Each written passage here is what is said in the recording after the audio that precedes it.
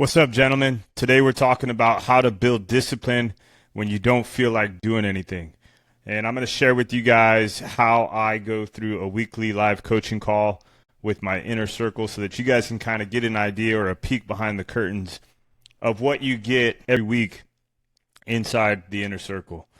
So, inside the inner circle, we are about pushing ourselves to be the best we can, right? Most men, they wait for life to test them, but inside the inner circle, we test ourselves on purpose, okay? And then this week's theme is about, establishing resilience, putting yourself in situations that are tough, and learning from them, okay? We don't just talk about resilience.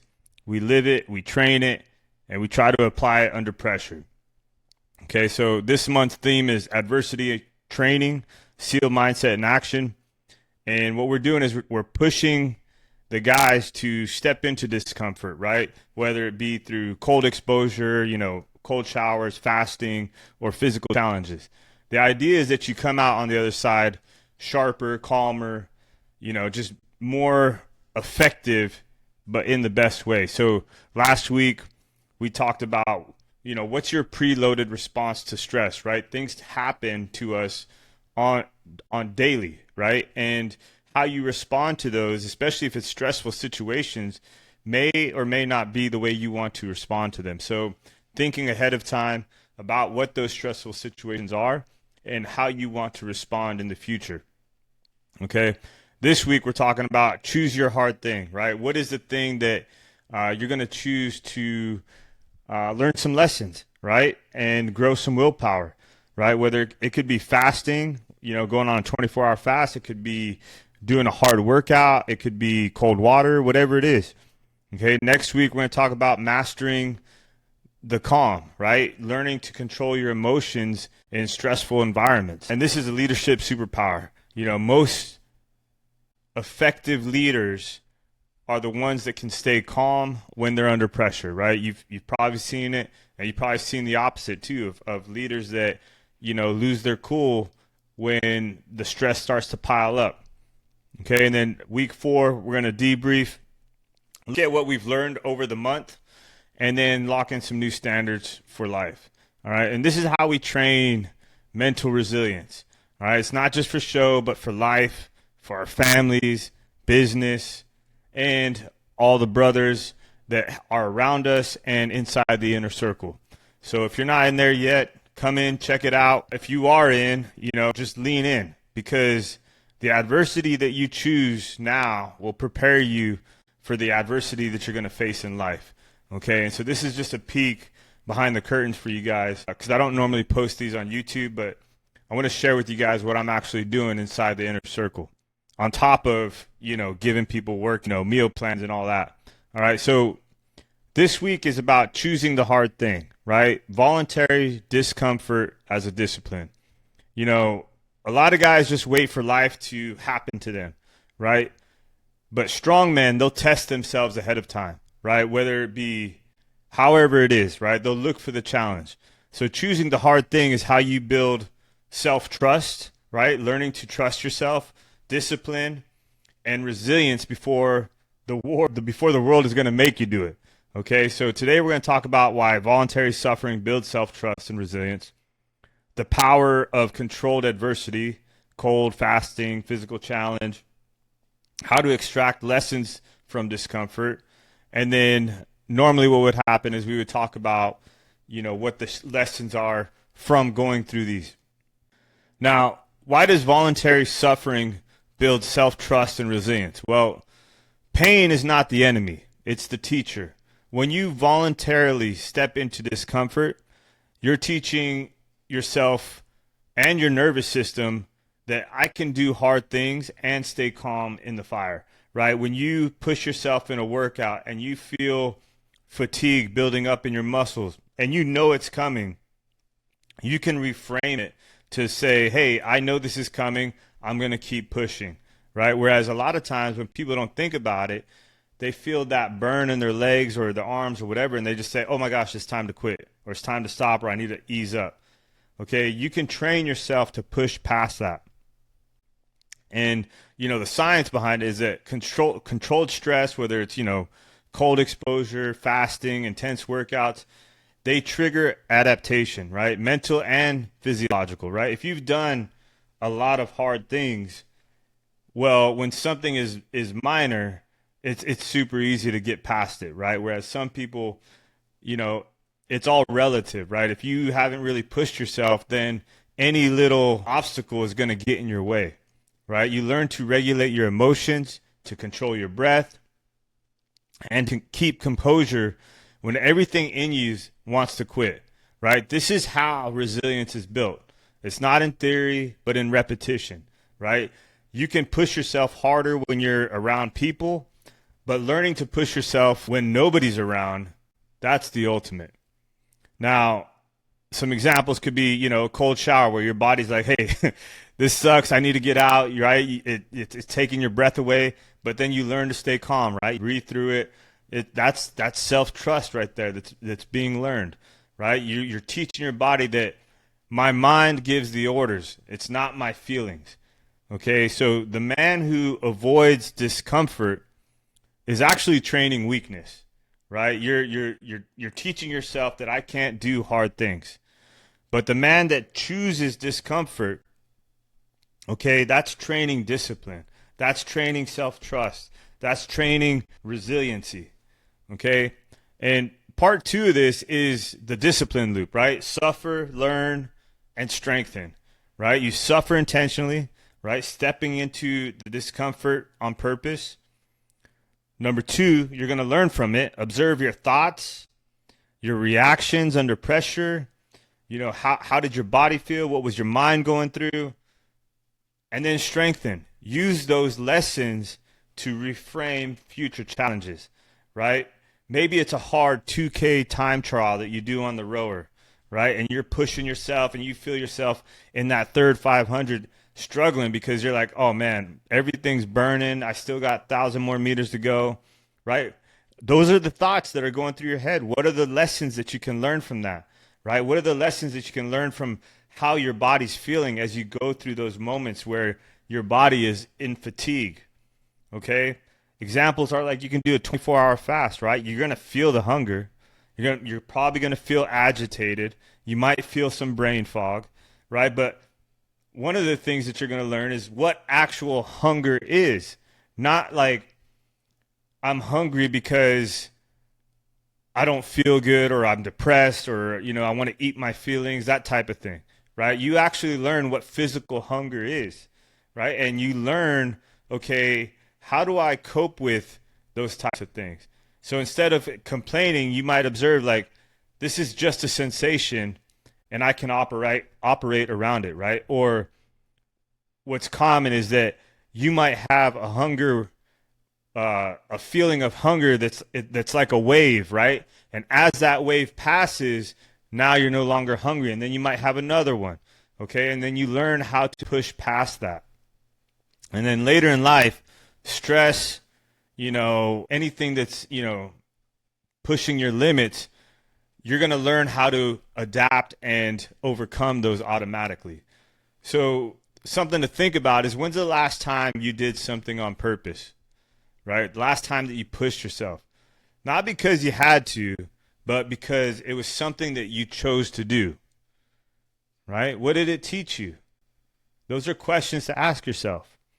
Now, here's a couple hard things that you could do, right? And I put Hell Week in here just because I don't recommend you guys to go do Hell Week, right? But I just wanted to share with you guys that Hell Week is a big part of SEAL training, right? It's one of the things that people mostly talk about, that have gone through SEAL training and become Navy SEALs. And the reason is because it starts on Sunday and it ends on Friday. Your first opportunity to sleep is Wednesday morning.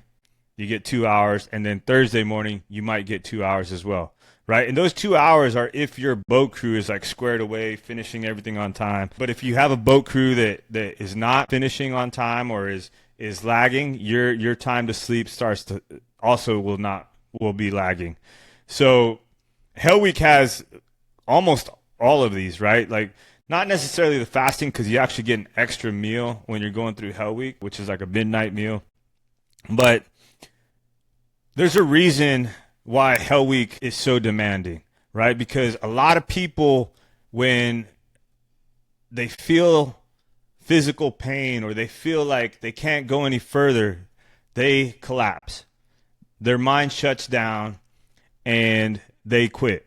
They want out, right? What Hell Week teaches you is that when I'm so tired, I'm in so much pain, I'm so cold, everything hurts. It teaches you that the mind actually controls the body, right? It's more of a mental thing than it is a physical thing. And SEAL training is more mental than physical, because the fact that you can go through Hell Week, right? Sunday through Friday on minimal sleep, doing physical evolutions all week long, shows you how strong your body actually is. It's just usually people's minds give up before their bodies. Yeah, there's a point where your body might give up, but that's way down further than most people think, okay? And it teaches you that when you can learn that, when you experience that, and you know that, a workout is not going to be a problem. Some kind of stress at work is not going to be a problem. I know from my experience of going through Hell Week that most things in life aren't that big of a deal, right? And it's actually a blessing, right? Because I could be freaking out about every little thing, but I don't.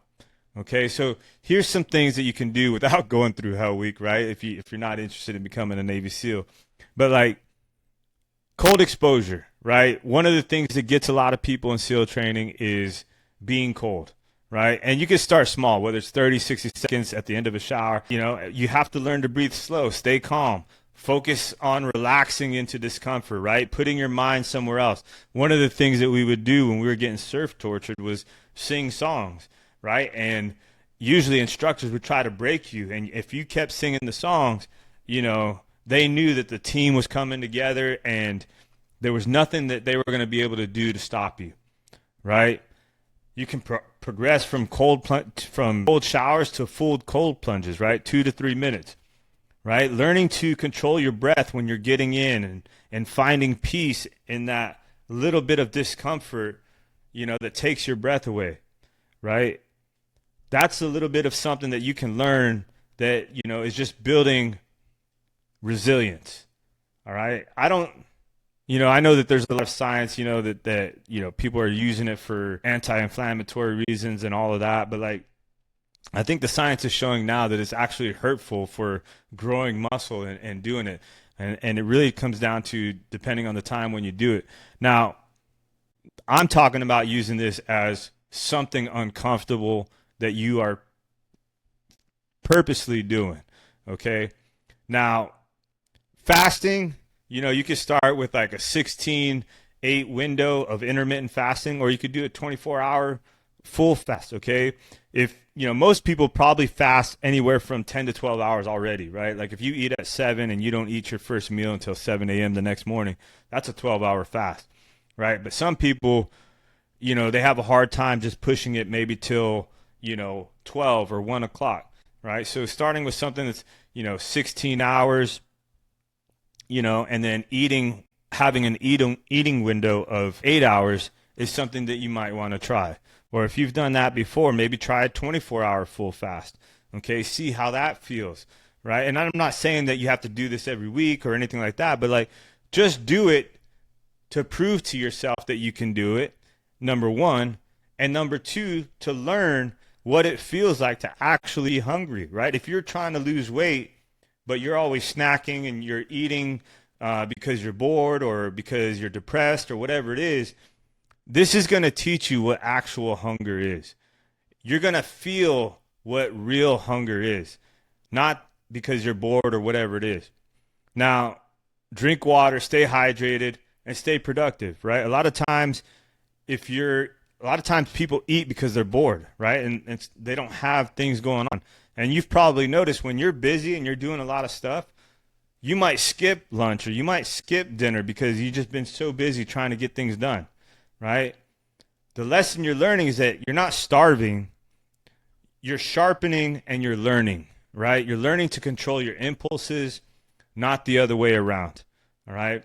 And then we have physical challenges, right? Add one hard thing workout weekly, whether it's like a long run, you could throw, a rucksack on and go for a long march, a circuit that's going to test endurance and willpower. Intervals are great for this. This week we had 5 sets of 3-minute intervals. And normally I've been doing it on the rower, but this week I was at the station and we don't have a rower there, so we have an assault bike. So I did it on that. 3 minutes of going hard on an assault bike is challenging. And it's going to challenge your mind, because your mind's going to tell you, hey, stop, slow down, bring it down, right? And then that's at that point that you need to learn to keep pushing, right? Because you're going to have the 3 minutes of rest, and then you have to get yourself up again to do it again, right? And then do it again and again and again, all right? And the purpose is to train the inner dialogue under fatigue, right? We all have it. When you're doing anything that is pushing your body and you feel in the fatigue, there's an inner dialogue going on. What is that inner dialogue? That's what you need to learn. And then how can we change it and apply a better inner dialogue that is going to serve us to be better, be stronger, be fitter, those types of things, right? Because like I said earlier in Hell Week, the body follows where the mind leads, right?